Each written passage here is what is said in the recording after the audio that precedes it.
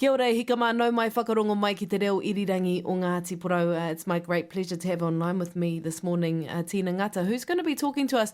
If you were listening into the broadcast or if you were present at Te Runanga Nui o Ngati Porou's AGM, you would have seen a quick presentation by Tina about the seismic testing and the oil exploration that is happening off our eastern coast. Some may be oblivious to it all, but there are currently people out in our oceans, searching for oil. So Tina knows a lot more about it than I do, and I'm happy to have her online this morning. Morena, Tina.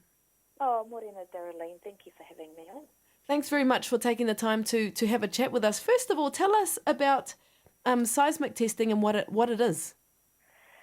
So seismic testing is a means of prospecting for oil and gas and petroleum deposits under the ground. What they do in this instance is that they send a ship, a specifically made ship for that purpose, a seismic test surveying vessel, and in our case it's the largest one in the world. It's called the Amazon Warrior, and it trails these streamers behind the boat. I think it's probably about 9 streamers that get trailed behind the vessel.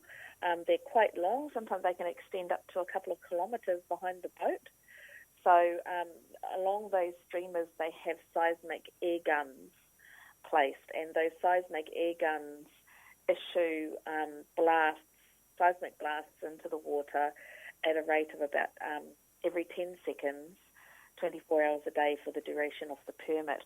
Those seismic blasts go down through the water into the seabed, and it reflects back information to them about where potential pockets of oil, gas or petroleum are. And then they use that to validate a further permit for exploration, which may include drilling, and then, of course, depending on the quality of what they find, then they will apply to extract. And so from your at your presentation at the Runanga AGM, you spoke about the risks of that drilling. Can you talk to us about that?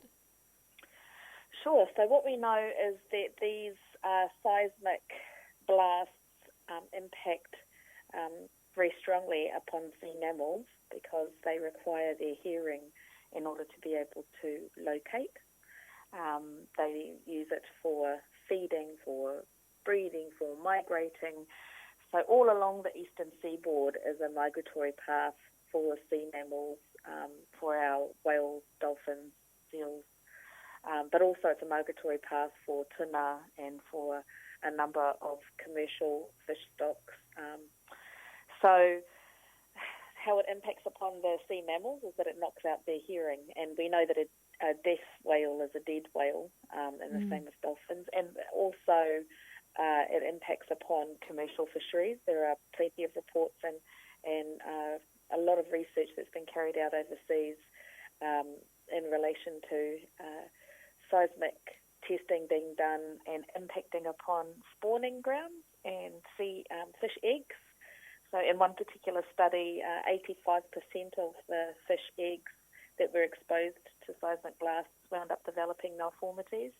So even though the seismic blasts don't necessarily kill the fish, as straight out by the blast, but certainly they drive the fish stocks down because they reduce viable eggs.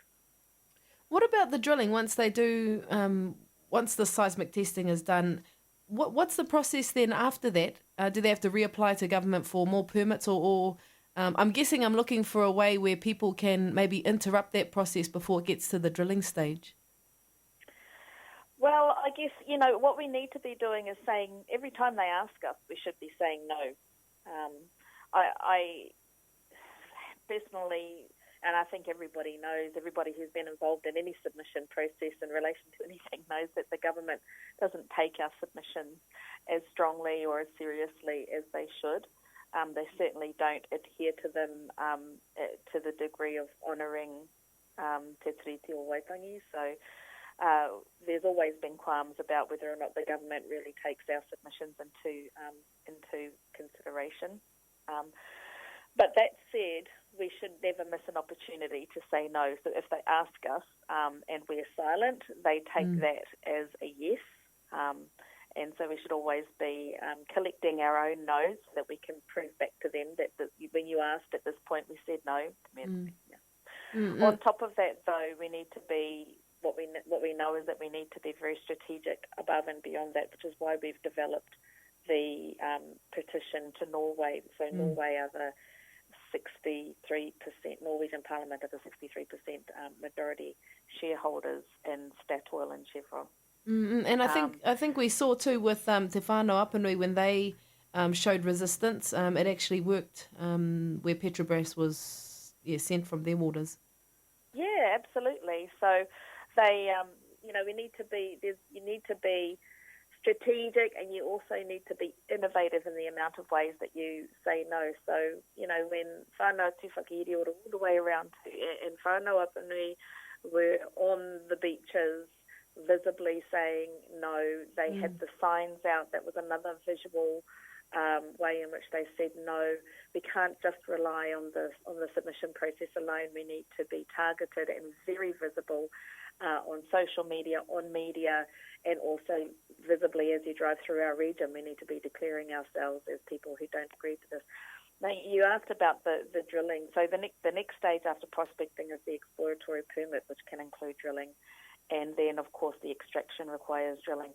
The depths at which they are, Statoil and Chevron in particular, are looking to drill is deep sea oil depths. So the current depths of the deepest oil production site in Aotearoa is, I understand, about 150 metres. The areas that they're looking to drill at are up to 3 kilometres deep in the ocean, and that's one of our large concerns, is that Maritime New Zealand only has 3 clean-up vessels and none of them are equipped for that depth. So we have no way to be able to clean up a spill if it does happen at that depth, and that's one of our core concerns here, is that any error, which errors always happen, there's been hundreds of oil spills even since the Rena, which wasn't that well cleaned up. Yeah, I was going to say we saw with the Rena just how ill-equipped we are to deal with any spill of any size, and that was just the baby compared to what could happen if there was a spill out at sea. Tell us about so just before we wrap up, tell us about the petition to Norway and where people can get involved with that. Sure.